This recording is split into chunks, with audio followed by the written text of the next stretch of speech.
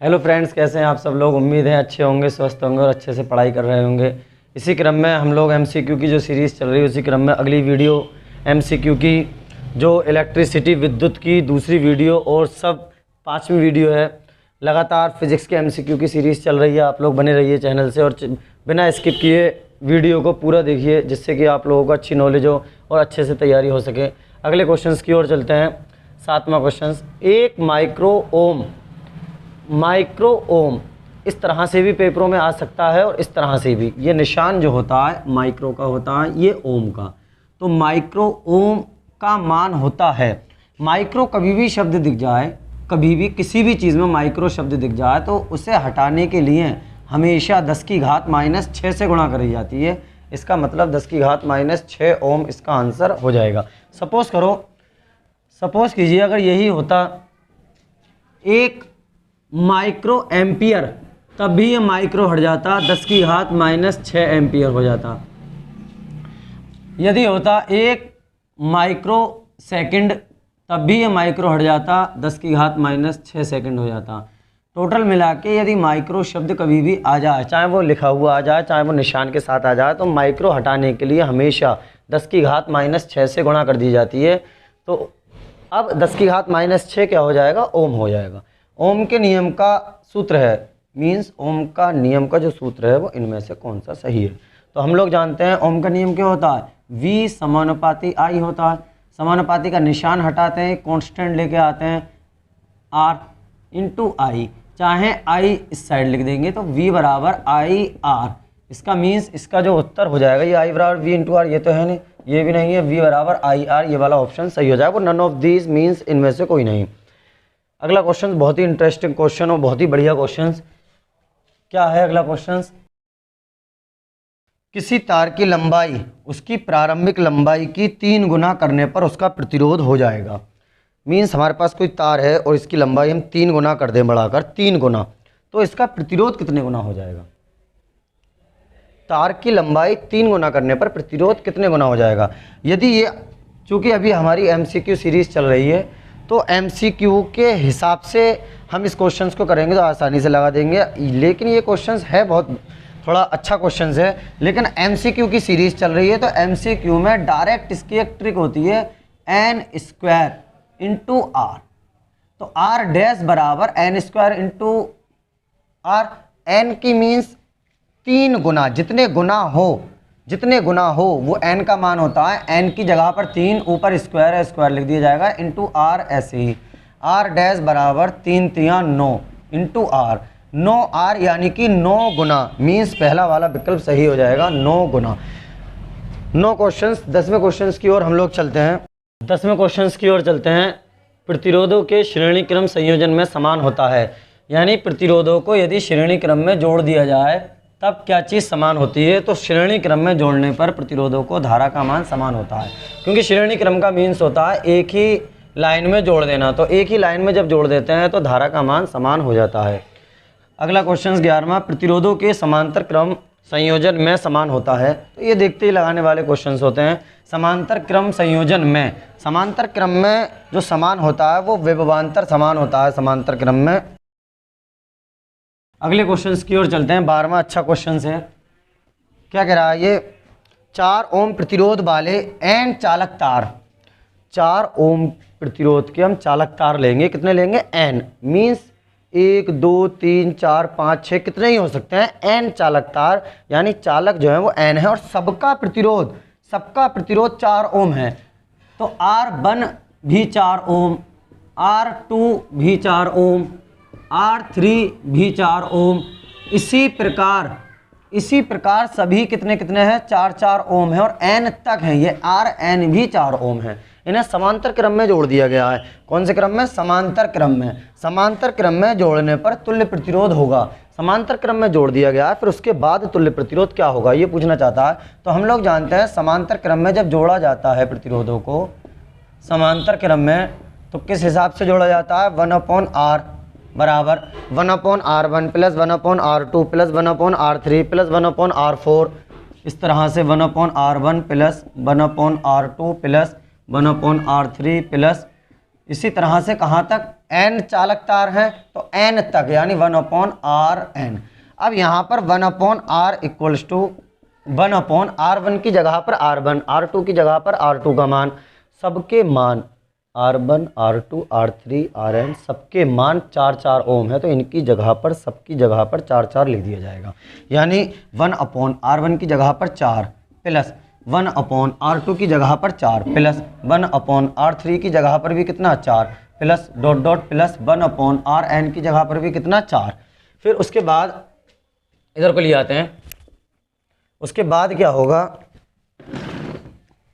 1/r equals to 1/4, 1/4 2 बार यदि होता तो 2/4 हो जाता, 3 बार होता 3/4 हो जाता, लेकिन है कितनी बार n बार। जब n बार है 2 बार 2/4, 3 बार 3/4, 4 बार 4/4, 5 बार 5/4, लेकिन फिलहाल n बार है तो इसलिए यहाँ पर हो जाएगा n/4, n/4 क्योंकि n बार है 4, 2 जैसे 2 बार होता तो 2/4, 3 बार होता 3/4, 4 बार होता 4/4, लेकिन ये है n बार इसलिए n/4। अब इसकी क्रॉस मल्टीप्लाई कर दी जाएगी, nr इक्वल्स टू 4, n इसके नीचे आ जाएगा 4 के तो r बराबर 4/n यानी 4/n। कौन सा वाला ऑप्शन हो जाएगा? ऑप्शन बी हमारा बिल्कुल राइट हो जाएगा। अगले क्वेश्चन की ओर हम लोग चलते हैं। अब 13वें क्वेश्चन की ओर हम लोग बढ़ते हैं।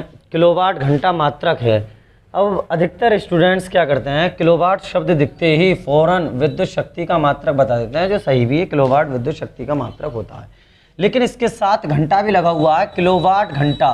किलोवाट पी मीन्स विद्युत शक्ति का मात्रक, घंटा समय मीन्स टी, तो ये पूरा जो होता है वो डब्लू के बराबर होता है। यानी किलोवाट घंटा यदि पूरा लिख के आ जाए, काफ़ी पूछा जाने वाला विकल्प है ये, किलोवाट घंटा यदि पूरा लिख के आ जाए तो वो हमेशा विद्युत ऊर्जा का मात्रक होता है। यदि खाली किलोवाट लिख के आ जाए तो वो विद्युत शक्ति का मात्रक होता है। अगले क्वेश्चन की ओर हम लोग बढ़ते हैं। आप लोग ऐसे ही चैनल पर बने रहिए, आप लोगों को बहुत बहुत अच्छे क्वेश्चन यहाँ पर कराए जाएंगे जो कि आप लोगों के लिए काफ़ी हेल्पफुल साबित होंगे, इसलिए लगातार वीडियो को बिना स्किप किए देखते रहिए। अगले क्वेश्चन की ओर हम लोग बढ़ते हैं। 14वां क्वेश्चन, एक बल्ब पर 12 वोल्ट, वोल्ट शब्द दिखते ही, जैसे ही वोल्ट शब्द दिख जाए फौरन V का मान होता है V बराबर 12 वोल्ट। आगे क्या कह रहा है, 30 वाट, वाट शब्द दिखते ही जैसे ही वाट दिख जाए फौरन P का मान होता है P बराबर 30 वाट लिखा है। तो इसमें प्रवाहित होने वाली धारा, इसमें प्रवाहित होने वाली धारा, धारा किसे कहा जाता है? धारा I को कहा जाता है। I का मान हमें ज्ञात करना है। जब ऐसी कंडीशन आ जाए, जब P V I का जिक्र हो तो हमेशा हम लोग जो सूत्र लगाते हैं वो लगाते हैं P बराबर V I। अब इस साइड कर देते हैं, P की जगह पर P का मान, सिर्फ जगह पर मान, P की जगह पर 30 बराबर V की जगह पर ये V आ गया, V की जगह पर 12, कोई सा निशान नहीं, बीच में गुणा का निशान, I ऐसी के ऐसी लिख दिया जाएगा। अब उसके बाद ये जो गुणा वाली चीज़ है ये बटे में आ जाएगी, यानी 30/12 बराबर कितना हो जाएगा I। अब इसे डिवाइड कर दिया जाएगा, पहले 6 से काट देते हैं, 6 दूनी 12, 6 पंजे 30। अब 5/2, 5/2 यानी 2 दूनी 4, 0.1 बचता, 0 बढ़ा लेंगे, 2 पंजे 10, यानी I का मान कितना आ जाएगा 2.5 एम्पियर निकल के आ जाएगा, 2.5 एम्पियर, यानी ऑप्शन बी बिल्कुल राइट ऑप्शंस हो जाएगा। अगले क्वेश्चंस की ओर हम लोग चलते हैं।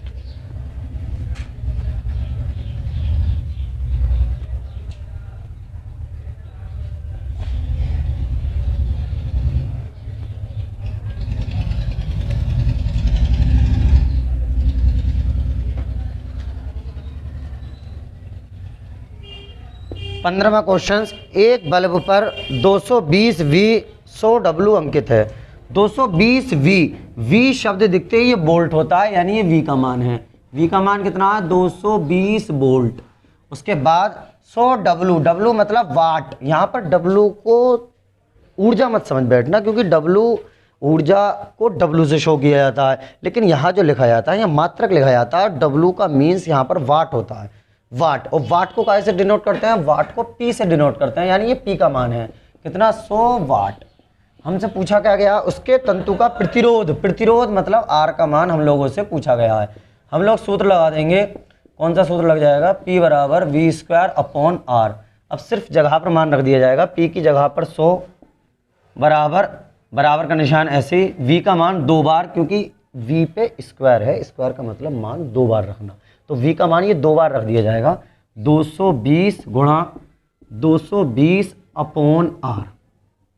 उसके बाद ये इस साइड आ जाएगा R, और 100 इसके नीचे आ जाएगा, यानी R बराबर हो जाएगा 220 गुणा 220/100।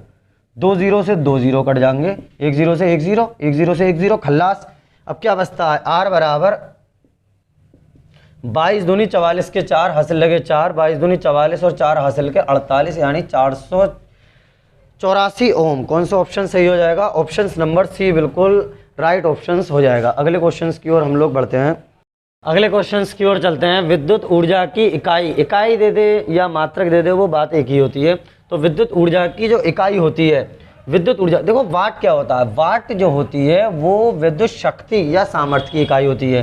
किलोवाट भी विद्युत शक्ति या सामर्थ्य की इकाई होती है। तो इसकी जो इकाई होती है विद्युत ऊर्जा की, वो किलोवाट घंटा होती है। अभी पीछे क्वेश्चन हुआ था किलोवाट घंटा किसकी इकाई थी, वो विद्युत ऊर्जा। अब यहाँ पर उसका उल्टा हो गया, सिर्फ विद्युत ऊर्जा की इकाई है क्या है, किलोवाट घंटा। 1 किलोवाट घंटा, KWH, K means kilo, W means watt, H means hour यानी घंटा। तो इस तरीके से भी पेपरों में आ सकता है और इस तरह से भी आ सकता है। 1 किलोवाट घंटा में जूल की संख्या होगी, तो 1 किलोवाट घंटा में कितने जूल होते हैं। अभी हम MCQ में कर रहे हैं, जब हम लोग अति लघु में या लघु में चलेंगे उस समय इसका प्रूव होगा, इसका सिद्धिकरण होगा। फिलहाल हम MCQ में चल रहे हैं, तो इसे आप लोग इसे लर्न कर लेना, याद कर लेना। 3.6 गुणा 10 की घात 6 जूल होते हैं 1 किलोवाट घंटा में। एक अश्व शक्ति HP यानी हॉर्स पावर बराबर है, एक अश्व शक्ति किसके बराबर होता है, तो एक अश्व शक्ति 746 वाट के बराबर होता है। बिजली के बल्ब में फिलामेंट होता है, यानी बिजली के बल्ब में किसका फिलामेंट होता है, टंगस्टन का। यहीं आ जाए प्रेस या विद्युत इस्त्री में, वो किसका होता है, फिर नाइक्रोम का हो जाता है। लेकिन बिजली के बल्ब में जो होता है वो टंगस्टन का होता है। आज के लिए इतना ही रहने देते हैं। 19 विकल्प हो चुके हैं इलेक्ट्रिसिटी के, जो सेकंड यूनिट है फिजिक्स की, विद्युत, उसके। इसी तरह 1-2 वीडियो में और इसके सभी विकल्प कंप्लीट हो जाएंगे। इसी तरह आप लोग चैनल से बने रहिए और लगातार वीडियो देखते रहिए। चैनल को लाइक कीजिए, सब्सक्राइब कीजिए और कमेंट्स भी कीजिए। बस आज के लिए इतना ही रहने देते हैं, बाकी बातें कल होंगी।